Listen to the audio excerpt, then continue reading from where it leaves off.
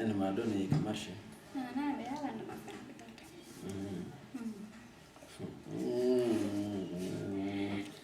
Moi, ça me dit quelque chose. Justement, qu'est-ce que je dois faire? Quoi? Il fallait 200 000 brochures. 200 000?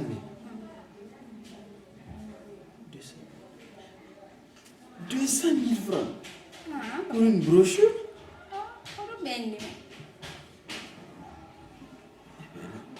Tu m'es galéré, on est professeur.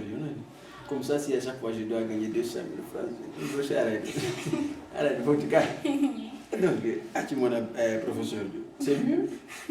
Parce que, imagine dans la classe, si il y a 50 élèves dans la classe et 200 000 francs 50, quoi.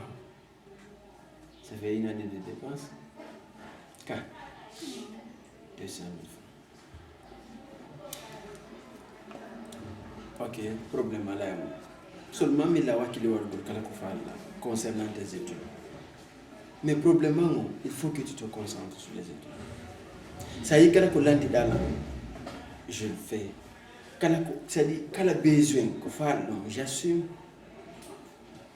C'est pour avoir un lendemain meilleur. Donc, Jangira wasita ya nyaulo to woni soda piji. Ouais, j'ai confiance en toi seulement. Ok, Habane et Mara. Elle va te donner l'argent.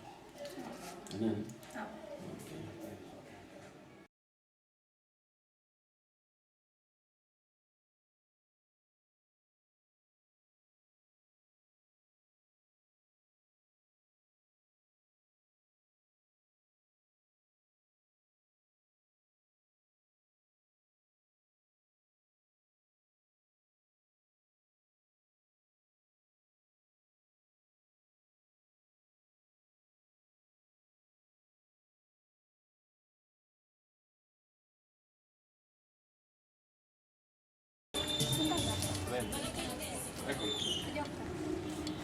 C'è un tanto di mamma, quello è.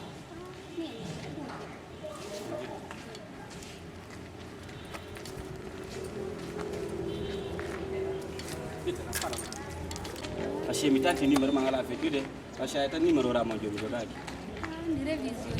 Mutala ndani kama na haya. Kako ndo. Tangi. Me anda jogi ni marama mutala ngani. Fa telefono mi ala. Binda kondo ko fiko mi wala. Mi hala ne madani sai sida wakili wone ngami mi hala ni madani mi kwani. Happy. Anyande kala hidulan ko kan hala maranda. Mi ko lo wadi ko. Allah way dogude bawa ma nder desa fop. Kan meji seeda fi Allah. Ndara mi meji diga ko puyi ko do wadi siminde wona ya. Andi wana antu woni kan der sare do. Mi andi. Sa mi dogi bawa ma binta mi ronki an ka famma kidan seeda fi Allah. Ina mi hani ma yewo. Jabana lan ko min ma ko. We mi wata dum. A waɗata ko min ma ko ɗum mi wata ɗum accimi rannduma fi Allah ko honɗum waɗantama hayidala fi Allah wona lan ɗum fi Allah si a jaɓi e woni yami kon ɗon faala ko ɗum noon ɗumi ka ram adi fi Allah adi ko ɗum faala fi Allah mbeɗa anndi an kan ɗum ɗo wata wonugo lantumo acci wono ngami sempi an kadi ko ɗum wonɗa ko ɗum nde mi wodi ɗono ko ɗum fottuna ko ɗum men faalade men an kadi ko ɗum yiɗa pinta ɗum ɗon faala ko ɗum ɗon faala probléme jonan ɗum na ɗum faala ko ɗum ɗon faala a waddi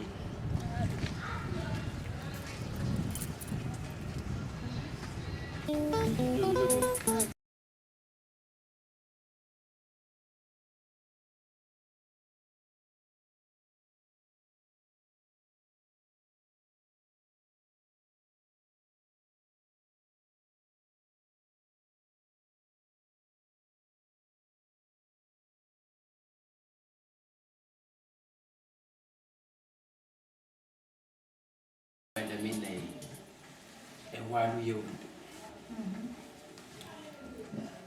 faami kono an joni ɓernande mi peusi faami mi peusi seeɗa fiyo sa remarque contrat ji ma mission ji ɓusno toon mi rejetayɗi mais pourquoi je le fais ko fimo ngonon ɗo fami sa yi mi accepté ɗum ɗo ari mi ala je n'avais pas le choix il fallait accepter sina ɗum yaltugol ni acca ngonon ɗo tum welatala si a yi mi accepté ɗum ɗo ko ɓayi je n'avais pas le choix sina ɗum accugol ɗon ɗo onon ɗo tum welatala mi yiɗa min tigi ɗum no soñjude lannine Seybari mi yiɗa ko won ɗon yawde kon ɓaynami fen justement haray ɗum ɗo ko fiiɓay feere ala sina ɗum mi yiɗa ko won ɗon yaade kon joni noon heno oɗo tum mi accirma oɗo fof mi accirma mi accirama suudu mi accirama jawdi mi accirama rien du tout absolument rien ko oɗo mi accirma mi yiɗa artoygol ɗo mi tawa ko gasata no wadde yeeso minani a faami siɗa mari ko dankoɗa na suudu na oto na mbuɗu ko oɗo suivanalamo très bien l'école surtout l'école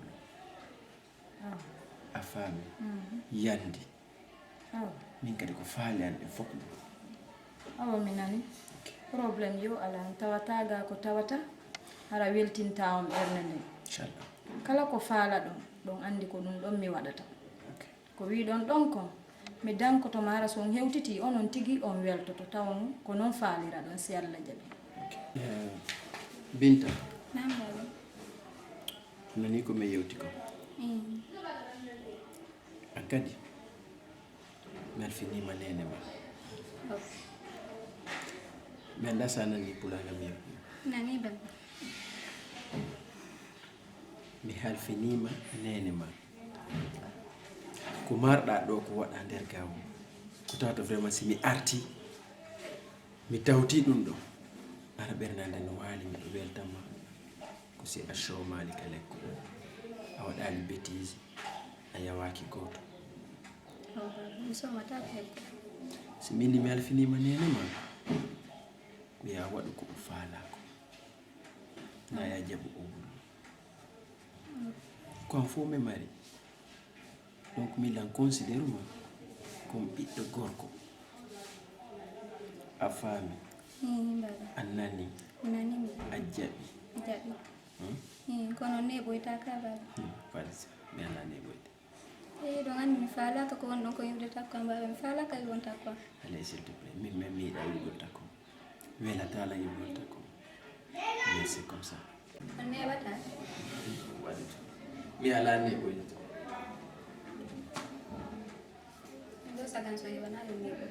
allez mi neɓata mi kadi mi wata wonde ɓawo faami mi ɗama accugol mum Aɗo neɓoyalde hara mi sabbi. awa inchallah on nani komi yewtin ko min nanine Seybari min jaɓi min jaɓi joni aray anga préparé a préparé valise an ma je vais aller ok Binta yaw dara ka chambre am ka ley table faami subanala ɗon paɗe ɗe falɗan ɗon gotal wondenaɗe fittanala ha moɗo ok ayi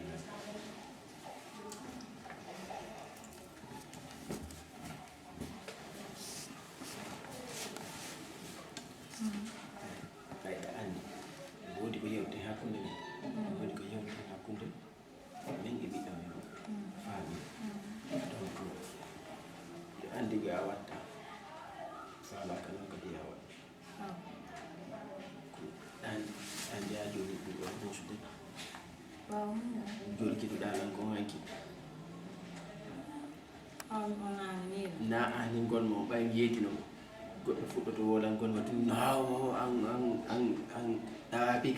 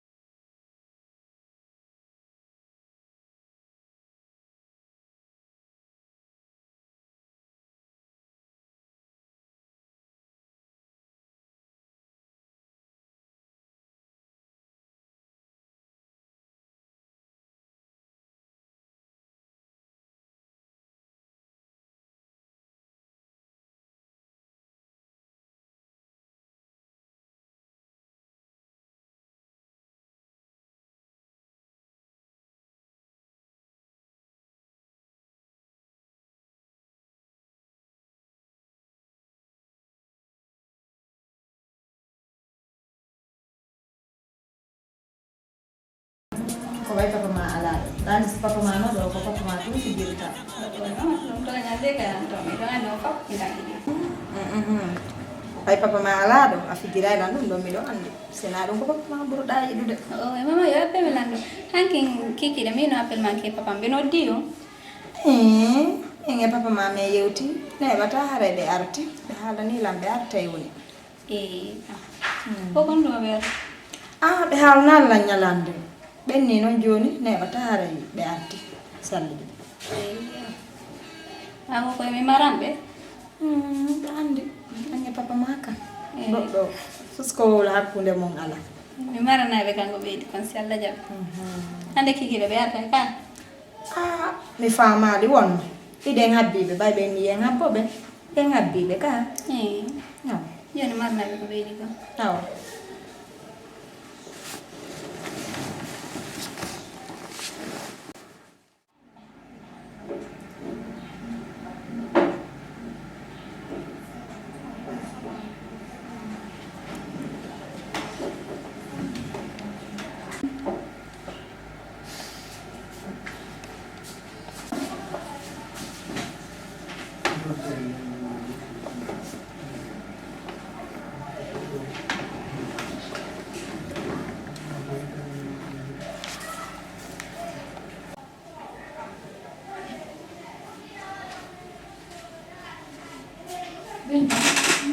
Realizador. Kita mau kurang jadi ya, yang fala arbol minggara do seri. Ko joni puran jadi.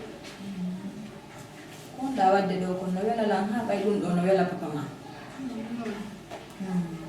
Nene. Mama no papa no do de.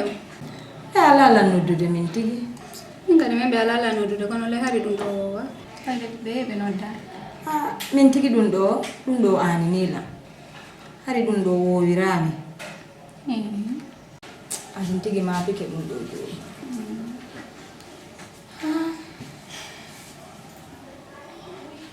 Ade ni jike kono ni gerdude dum do. Nana futude wani en mejo kan der suudu ganan.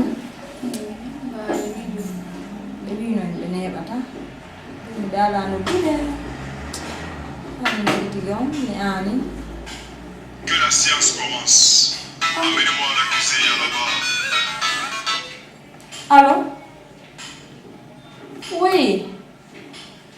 Coming dentro mappe.